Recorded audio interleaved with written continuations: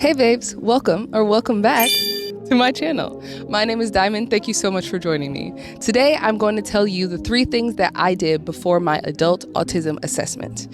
And I think you should do them too before yours. It's what I like to call the 3-step assessment prep. All right, so let's just jump right into it. Step 1 is discovering that you are autistic. Why are you autistic? So usually you get diagnosed as a kid because you're showing those deficits that are outlined in the DSM for autism spectrum disorder. I talk a lot about that deficit framework in my previous video, so go ahead and check that out if you want to know what all of the criteria for autism spectrum disorder are and how you may fit them or how you may not fit them if you are extroverted or have been masking this whole time. Either way, you didn't fit those deficits in early childhood, perhaps because someone was taking care of you and you were feeling just fine. So you're not even able to get assessed early. So now that you're an adult, you have to rely on other means to find out that you're autistic. The best ways that I think is something I like to call peer review. Now, this is just like the peer review that you are familiar with, where your peers review something you've done and give you feedback on that, but it's more of for your actual personhood. See, the thing about autism is that you're only seen as like an outlier,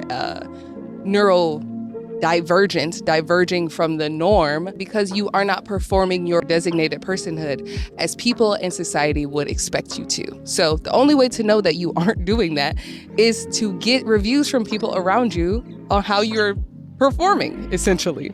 So I like to separate these peer reviews into 4 main categories and one secret 5th one that we'll talk about in step 2, but it's one of the most important ones. I mean, it is the most important one.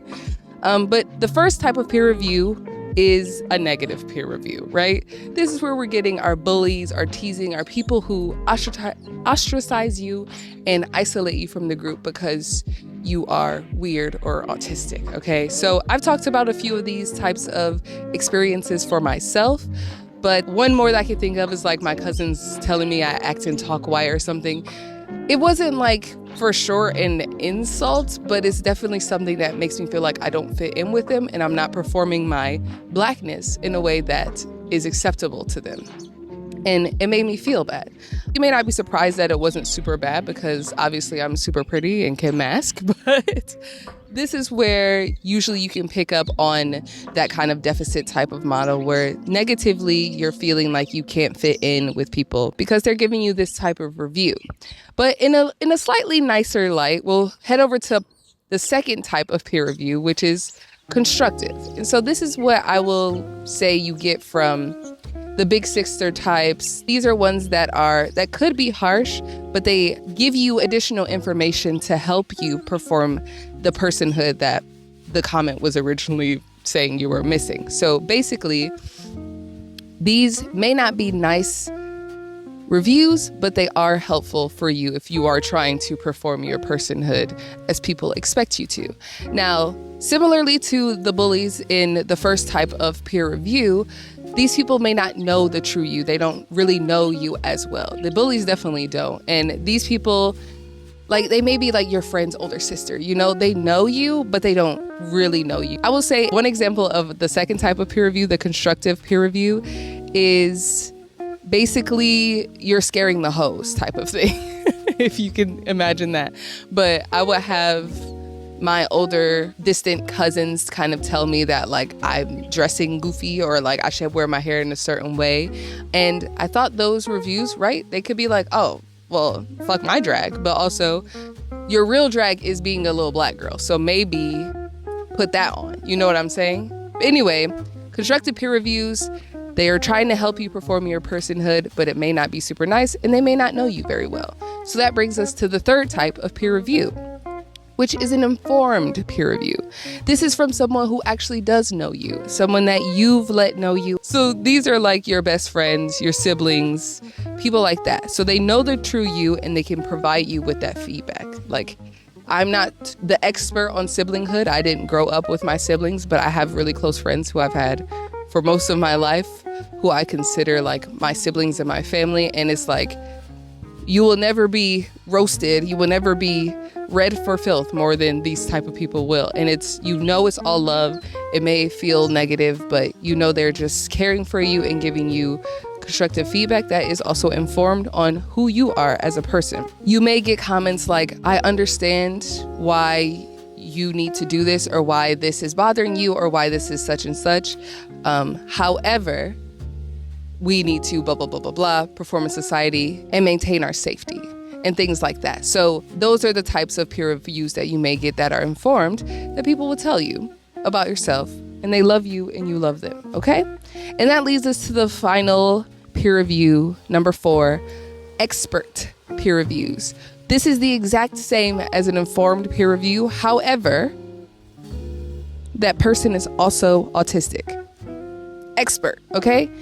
Typically, when you are finding out you're autistic and you either diagnose yourself or you get diagnosed by someone else, you will become an expert on autism spectrum disorder and all of the different ways that they will manifest for different types of people, because you're trying to gather all this information. I'll talk more about that in step 2 of our 3-step assessment prep. Now, if you've watched the last 2 videos, you are all too familiar with some of the experiences I've had with peer review. But right now, I'm about to tell you the most integral peer review I've gotten that put me along this journey of self-discovery and giving me steps closer to living a happier, healthier, and authentic life. So, let me tell you a quick story. So, in 2021, 3 of my best friends came to visit me while I was preparing my thesis and practicing for my dissertation for my chemistry PhD. And at one point, me and one other friend went off to grab some snacks. And before we started heading back, we had one of those like classic car parking lot driveway type of conversations. I find this so interesting because cars and parking lots are like transitional spaces, and you often have like super deep and serious conversations there, but it feels like the setting is so unserious to me. It's like a weird combination. Either way, I was sitting in the parking lot and having this conversation with my friend. So before we head back, I have to tell you something. Ooh, is it bad? Well, no, but it is life-changing. Okay, I'm autistic. I was diagnosed 2 weeks ago. Whoa, are you okay? What does this mean? What does this mean for you? Yes, I'm more than okay. It means that 3 hours later. Wow, okay, I'm so happy for you. Thank you so much for telling me. And please let me know if there's any way that I can support you with all of this. Well, there's one more thing. You are also autistic. And at this point, we had kind of pulled back into the house, like by the time they laid it on me very gently. So we sat then on the street by my house to then talk about how I am also autistic. And I think that conversation was integral to who I am today, even though I waited a long time to give that to future diamond problems. And there she was last year getting diagnosed. But here we are today, feeling better, right? Right? Thanks, Boo, for your peer review. I love you very much. Now, I was very lucky to get such a peer review that you could only get from someone who's known you for such a long time and you have such a deep and intimate relationship with. And I feel very lucky for that. We have been friends since we were 12 years old, and we're in our 30s now, and it's fully magical. And it doesn't get better than that as far as peer reviews when it comes to finding out that you're autistic. But of course, there are a couple other ways in which you can discover that you are autistic. So as we have the internet in these days, there are also other ways that strangers can tell you about yourself somehow through algorithms. You may have encountered TikTok algorithms and Reddit posts that have told you that you're autistic, here's why, and all these types of things you may have just learned through relating to people online that you relate a lot, and that, well, if they're autistic, then you probably are too. That's definitely one way to do it. And I think one last kind of secretive one that I just wanted to add in here is, if you're a part of a friend group where everyone is neurovariant, consider that you may not be the token neurotypical. You may not be the normal one. It's similar to being in like a gay friend group. Like you're probably not the token straight. You're probably just taking your time to come out, and that's okay. Like, I think many queer people and neurovariant people can relate to being a part of a queer and neurovariant friend group from the beginning until now, if you were lucky enough to have friends that you've kept through, childhood until now. So just consider that if the people around you, you know what I'm saying? There's a reason why y'all get along and why y'all understand each other on so many levels. So just consider that you're not the normal one. Just consider it. That's all. So now you know that you're autistic, and now it's time to dig a little deeper in what is step 2 of our 3-step assessment prep, which is research. Yes, come on. You know I'm a scientist. It's peer review, it's research. Come on. Okay. So in this research phase, first you'll want to go through that DSM-5 like I did in my previous video. That way you just have this framework, no matter how negative it is, you know the criteria and you know where to look when it comes to compiling your sensory, communication, stemming, all these types of things that are included in the DSM-5 criteria. Okay, so now that you've watched my previous video, hopefully you have a framework, you have these thoughts, it's time to figure out how you're going to be taking notes.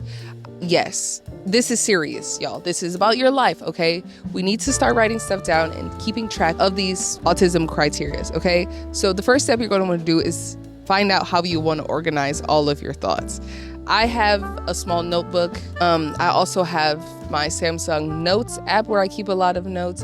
And then I have OneNote that has just like random thoughts in there. So this doesn't have to be any particular location, but make sure that this location is fully accessible to you as 24/7 as we can get. So I highly recommend, using your phone. Usually we have those with us all the time, or a small notebook or something that you could slide into your pocket or something that you can keep with you, because you're going to keep up with these sensory experiences that you have, and they could be pretty fleeting if you don't keep up with them. But don't put too much pressure on yourself, but do go out and buy a little notebook. It's a great excuse to do that, and maybe some little ink pens too. Make it cute, but make sure that it's accessible. That's the biggest part. Make sure that you can have it with you to take notes on things really quickly that happen throughout the day. Okay, so now I'm going to give you some tips as an adult, for an adult, on how you can discover your autistic criteria throughout your life. So what you're going to want to do is every day, for as many days as you can before your assessment, I want you to consider these following things as you're going throughout your daily life, okay? I want you to consider every frustration, every time you felt like you had to bite your tongue, every pitfall that you've had.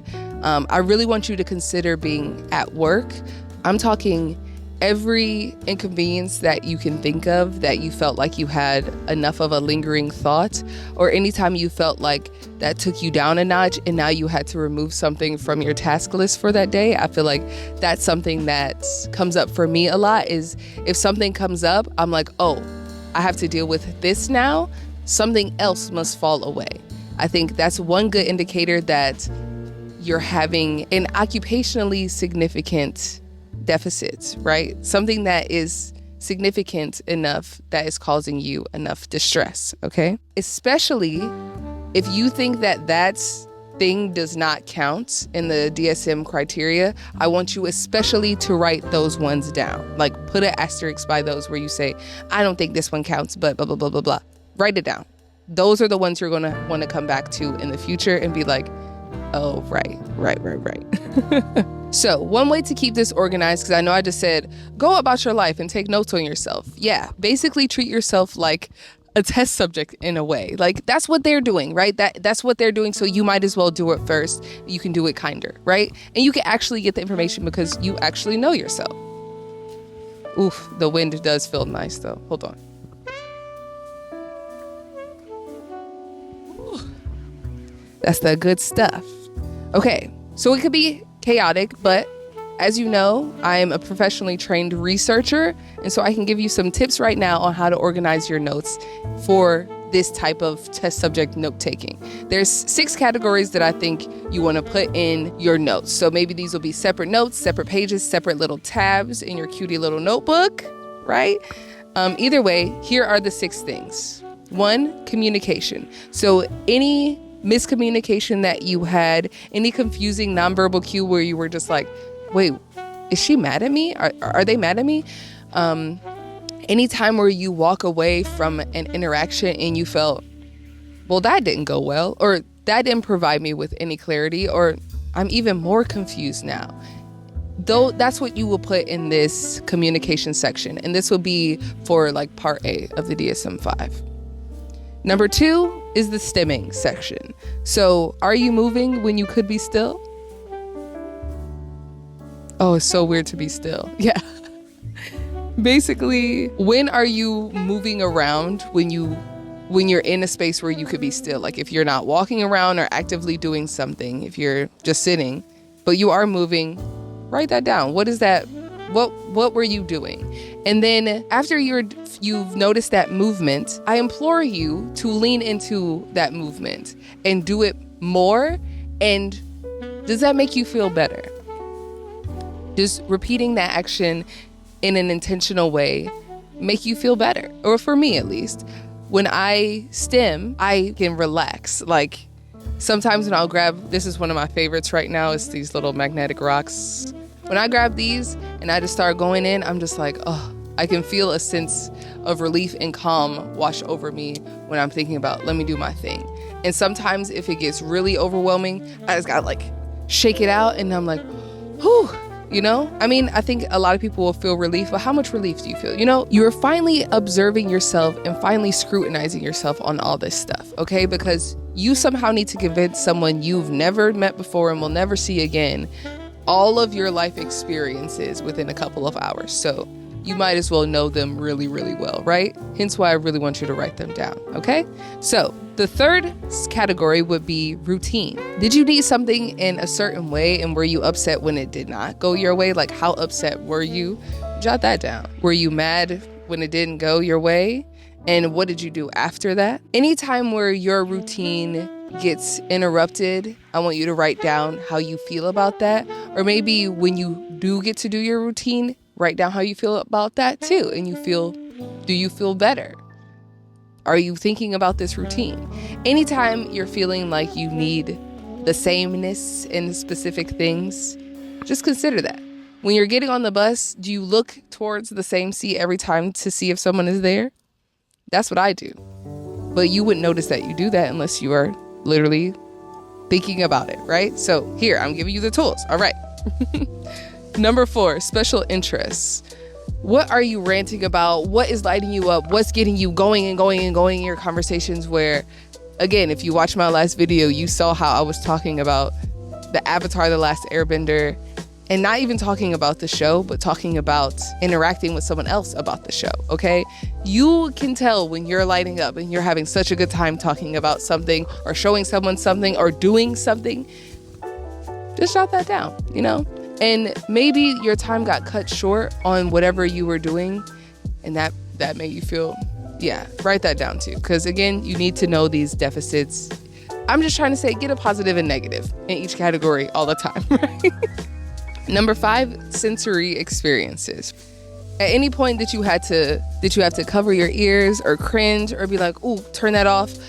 Anytime you felt like you needed to change something in your immediate environment, think about why and then write that down. Well, I just had to turn the lights off. Well, why? It was too bright. I was trying to focus or something. Oh, okay.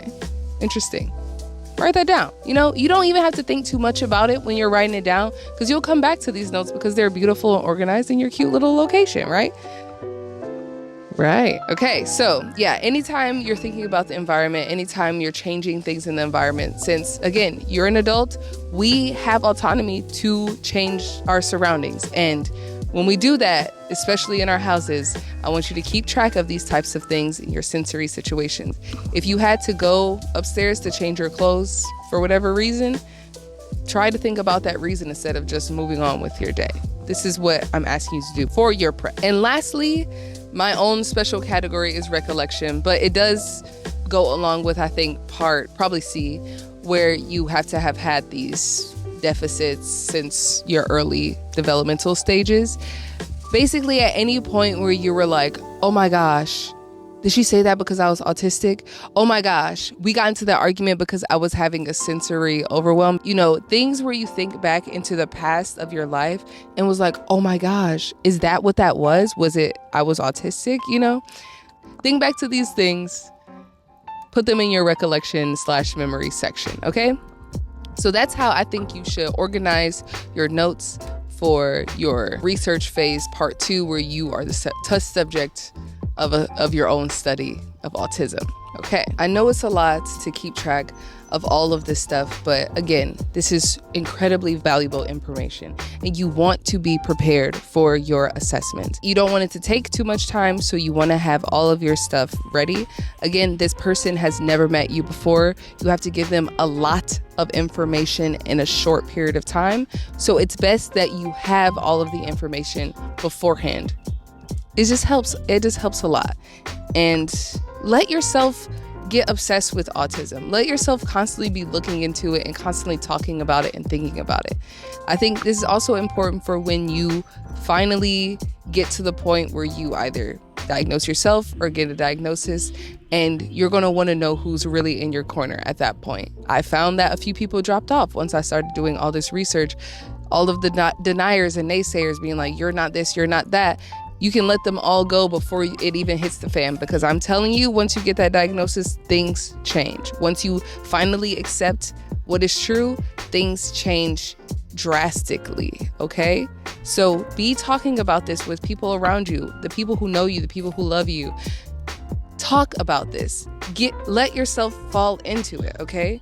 And I do want to note that I know it's a lot of all of the worst things that you're writing down. I think it's really important at this stage to also consider autistic joy.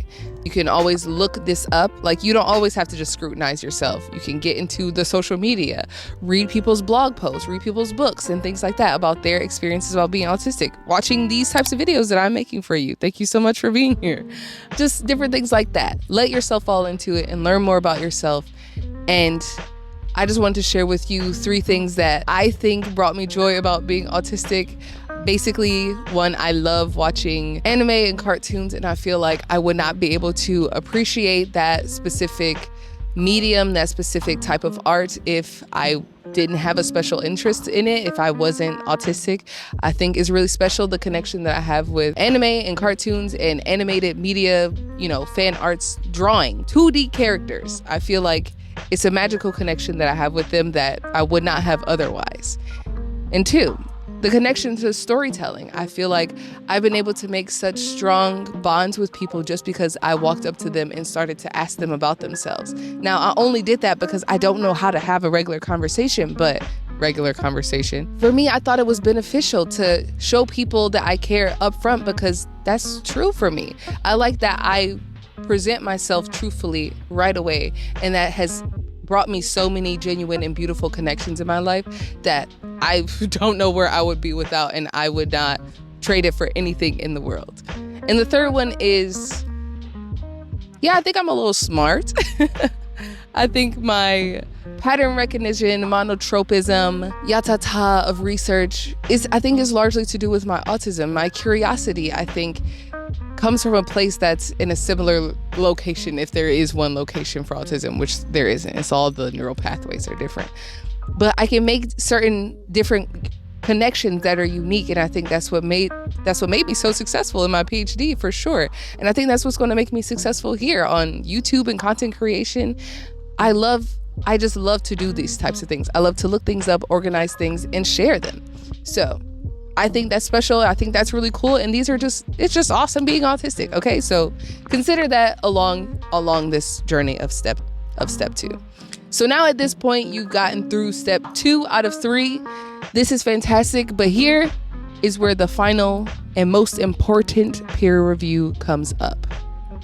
Too often, I find that I encounter people who seem to not know a single true thing about themselves. I ask, well, what are some things that describe you? And we all know that that's hard for most people. It's hard for a lot of people. I don't think it's that hard for neurovariant and autistic people. We don't have the luxury of not knowing how we move through and perceive the world. I think self-reflection is the most important peer review.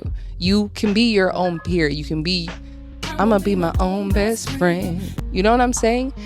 This is so important. I feel like a lot of adults especially miss out on this. I think everyone should have this checkpoint around 27 through 30, Saturn return if anyone's feeling me, to reflect on yourself. What do you like? What are your interests? What things bring you joy? What sensory experiences do you like? You don't have to be autistic to do that. I think this part of self-reflection also just makes autistic people special. We're more self-aware than the average people that are out there, and I think that's really cool. I just also wish that more allistic people would do these types of reflections that we're forced to do because they won't accept us. Okay, so that's all for step 2. My notes were all over the place. I will say after step 2, you're going to want to consolidate them, read through them, reflect upon them, right? And put them all in one place. Now you've gathered up all the data, you know you're autistic, and now you want to validate your conclusion to your research by getting formally assessed. And this is step 3. I need you to answer the question, why do you want a formal diagnosis? Quickly. Okay, did you answer? Okay, if you answered, then you should subscribe because that's weird. You can't talk to me right now. Anyways, I love you. I'm weird too. Why do you want to get a formal diagnosis? I think it's very important to be able to answer that question.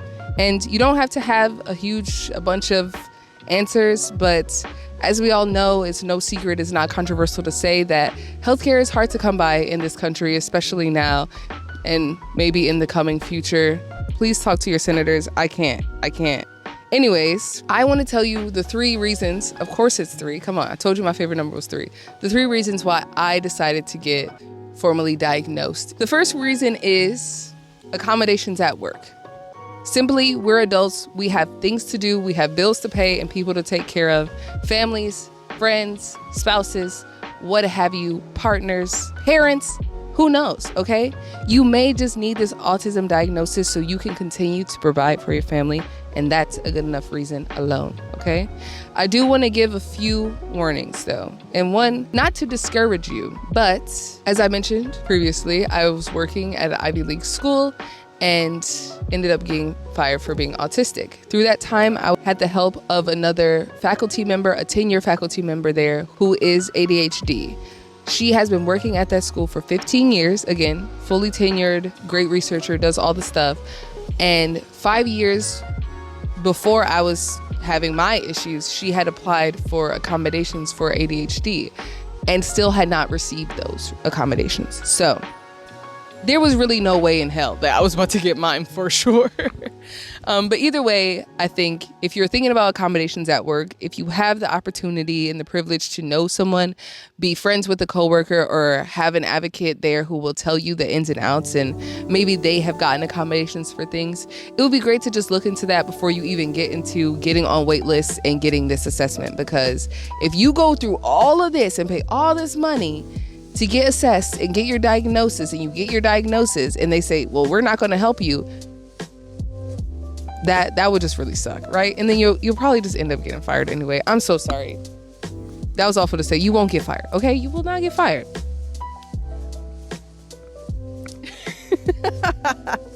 So anyway, number 1, accommodations for work. That's why I wanted to get diagnosed. I wanted to get accommodated to do my job. I wanted to be able to come in a little bit later to work so I can work in the afternoon and get stuff done. It didn't work out for me. Hopefully it will work out for you if that's one of your main reasonings. Number 2, middle finger to the haters. Talk to the hand to the haters, whatever it is. All the people, as I was coming up into my journey and being like, I think I'm autistic.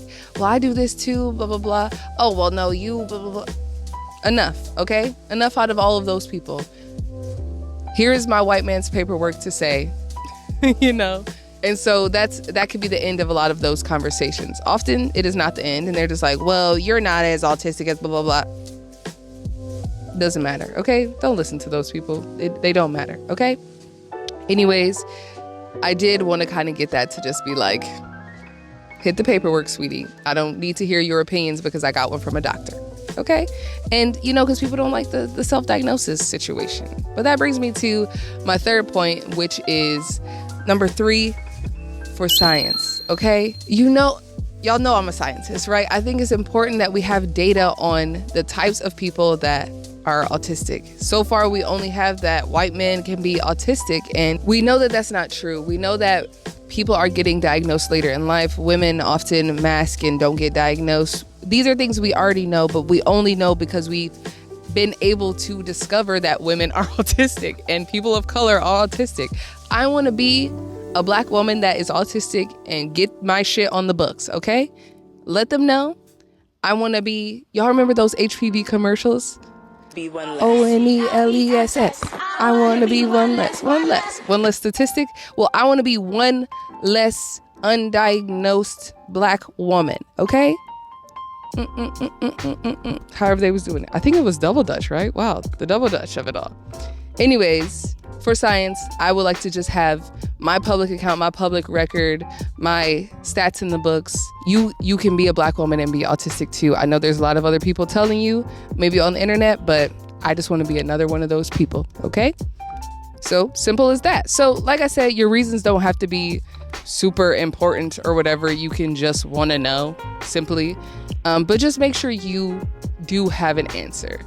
I think this is a parallel to what people would tell me before getting my PhD, is that you can't just continue to go to school because you don't know what to do with your life and you just don't want to get a job.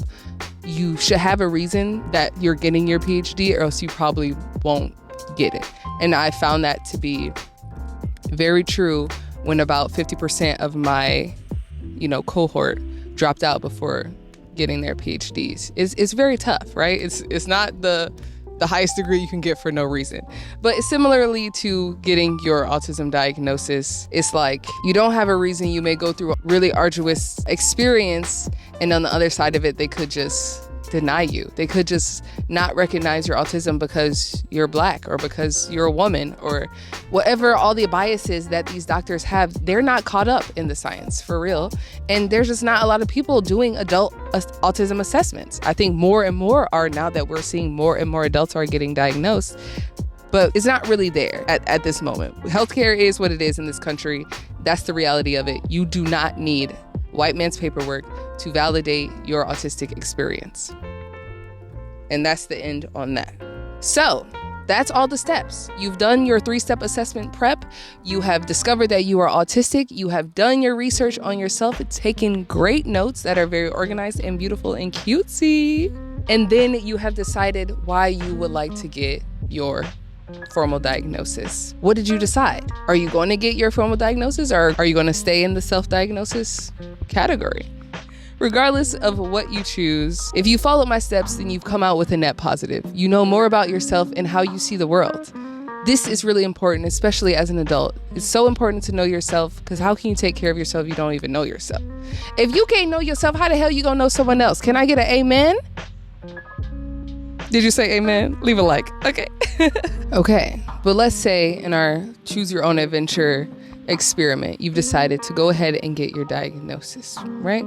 So here I'd like to tell you a little bit about that process, right? I'm not going to go through every little detail, but basically you want to look up Adult Autism Assessment near me, hot psychiatrist in my area or whatever, that type of thing. And basically go through that, looking up who's available and then cross-referencing with your insurance if you have it to see if you can afford that assessment. I'm sorry, I have no tips on that situation. Again, I was very privileged. I worked at this school that had a very robust hospital system, and I had the fancy little postdoctoral insurance. So I just went in there and got one of those people and went ahead and got through it. As you know, spoiler alert, I was diagnosed as autistic last year, and that has labeled me as disabled for the rest of my life. Like, I have always been disabled, but like, it is true. I mean, it's always been true, but it's like, it feels so real now. But luckily, there's a Pride Month for that, right? July is actually Disability Pride Month. And this month, if you're caught up on all things Fresh Cut, if you're in the know, you may know that I have started streaming. Also, if you watched the last video, you know that I had planned to. And I did. And we had so much fun. Oh my gosh, you should come to the next one.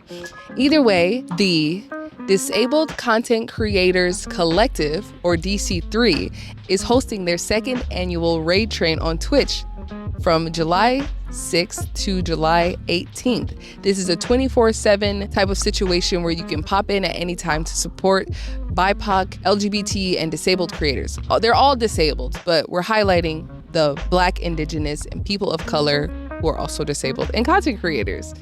And if you're in the know of all things Fresh Cut, then you know that I've recently started streaming on Twitch.